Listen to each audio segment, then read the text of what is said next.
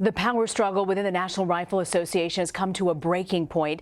The group's president, Oliver North, says that he will not return for a second term in office. In a letter, the retired Marine Lieutenant General wrote that he had hoped to be renominated for a second term, one-year term as president, but was, quote, informed that would not happen. Now, this comes 2 days after the CEO and the face of the NRA, Wayne LaPierre, sent a note to the organization's board. In it, he accused North of extortion and attempting to force him to step down from his position. The letter was first published by the Wall Street Journal on Friday. Mark Maremont is the senior editor of the Wall Street Journal, and he joins me now from Boston. So, Mark, take us through what happened. Why is Oliver North announcing that he's not returning for a second term? Hi, Irina. I have to say, I've been covering organizations for a couple of decades. This is one of the most extraordinary things I've ever seen. Basically a battle within the top ranks of the NRA between Oliver North, who's obviously a conservative folk hero, a Ron-Contra figure, and Wayne LaPierre, who is the longtime head of the NRA and sort of a legend in the conservative circles himself. So it was just been an extraordinary battle. But Mr. North, essentially, Colonel North, I should say, lost out on the political battle, and I was told basically flew off last night and did not appear at today's meeting of the members. You know, this is such a unified organization, the NRA, in the sense that you don't hear of dissent from within. We do know earlier this month the NRA filed a lawsuit against its longtime advertising agency, Ackerman McQueen. Did that have anything to do in this weekend's events? Yeah, there are a couple of things been going on behind the scenes at the NRA, one of which is there's been some concern, and we've actually published some articles about kind of cozy dealings with vendors and that have benefited NRA insiders.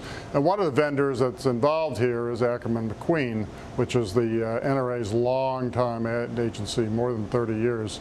So when Oliver North agreed to join the NRA as its president, which is a non-paid position, about a year ago, he essentially took a job with Ackerman McQueen hosting one of their NRA TV shows that they produce for the NRA. But apparently the NRA wasn't very happy with the show. They weren't producing enough episodes like they said they would, and also the NRA, when they were in a dispute with Ackerman McQueen, claimed that both Colonel North and Ackerman McQueen would not provide the details of how much they were spending on this North program, which is called Oliver North's American Heroes. So basically, the two sides were at odds, and the NRA faction, Mr. LaPierre, basically accused Ollie North of taking the side of his, quote, employer, who was Ackerman McQueen, and trying to dig up dirt about, or dredge up dirt about LaPierre, which of course the North side denies. But you know, Mark, we also know that North has reportedly voiced multiple concerns about the group's finances, which he says has been in decline in recent years. You know, what has he said about money issues in regards to Wayne LaPierre's part? Well, as I said before, we and others have raised some issues about the way that the NRA has dealt with vendors, and whether some NRA insiders, including top executives, have benefited from some of those deals. And one of the things that Oliver North told the board a couple days ago, or at least a segment of the board in a smaller group letter, was that he had accusations about 3 or 4 new allegations of misappropriation, or not really misappropriation, but expense abuses.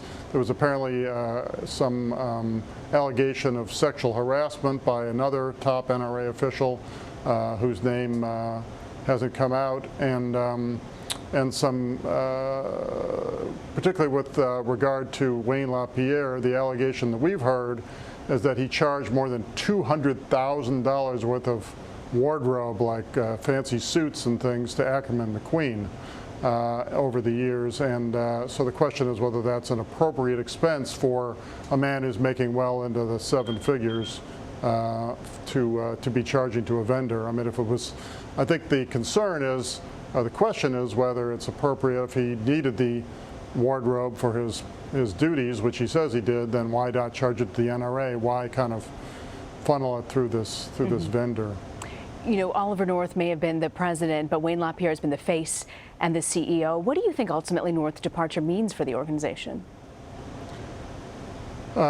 You know, it's a good question. I talked to some people afterward, and they said it was like nothing had happened at the meeting. There's thousands of members, and people came up to the microphone and the public meeting, and no one mentioned Oliver North again. I mean, Wayne LaPierre has been the face of the group, and they years ago had a very high-profile president, Charlton Heston, as you may recall, and Oliver North was sort of a throwback to the Charlton Heston era, and they were trying to kind of get a higher profile figure for the NRA, but obviously it didn't work out.